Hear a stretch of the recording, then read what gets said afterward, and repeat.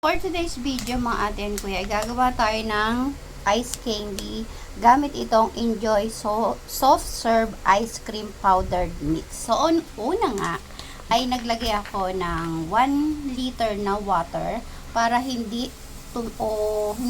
dumikit yung mix, yung powdered mix dyan sa ilalim. So, ayan, nag-aaso-aso pa siya. So, hahaluin lang natin yan. Lagay natin lahat yan. Ito ay patok ngayong mainit ang panahon. Kaya naman kung gusto nyo ng pagkakakitaan, try nyo na tong Enjoy Soft Serve Ice Cream Powder Mix. Madali lang tong gawin at hindi ka papalpak kapag ito ay ginawa mo. Dadagdagan ko pa siya ng isang tubig, 1 litro. Bali 3 litro yung gagamitin natin dyan mga ate and kuya. Tapos lalagyan ko siya ng Jersey chocolate kasi chocolate ang hinahanap sa amin ngayon. Chocolate ice candy. Ubus na yung aming strawberry. Maraming flavor din to palang Enjoy. May strawberry, vanilla, cheese, ube. Tapos lalagyan ko siya ng creme densada. Ito ay hindi naka-chilled ha. And then syempre lalagyan ko siya ng iba para masarap. Ito talaga yung sekreto ng ate nyo. Nire-reveal ko na sa inyo. Para maging masarap ang inyong ice candy, huwag nyo titipirin sa mga sangkap na magpapasarap. So, ayan.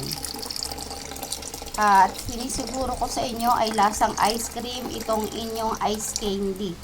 At syempre, kikita ka din dito. Dadagdagan ko pa siya ng 1 litro ng tubig para 3 litro yung ating gagamit dito. Kaya nga ko ba 1 litro ng water dito. So, halu-haluin lang natin to at lahat ng ating ginamit ay hindi malamig.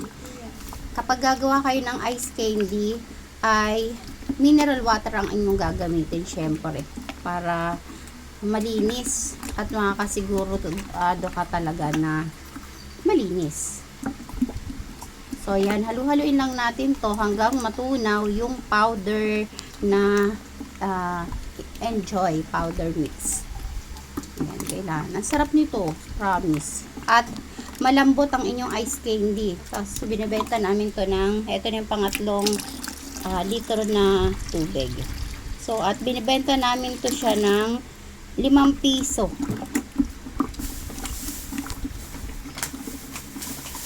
So, ayan na nga siya. Halu-haluin lang natin to hanggang sa ma-dissolve lahat at gagawa na tayo ng ice candy. At dahil nga, syempre chocolate to, nagtunaw ako dito ng cocoa. Ang gamit kong cocoa dito ay Dutch cocoa, yung ginagamit namin sa pagbe-bake dahil masarap yung cocoa na yan. So, ayan, nagkulay chocolate na siya, diba? Kasi yan ang hinahanap sa amin, chocolate ice candy naman daw.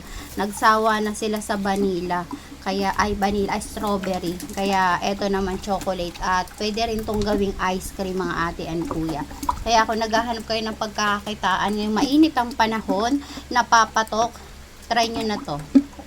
So, yun lang for today's video. Babalutin ko na to at ilalagay ko na yan sa rep pagkatapos.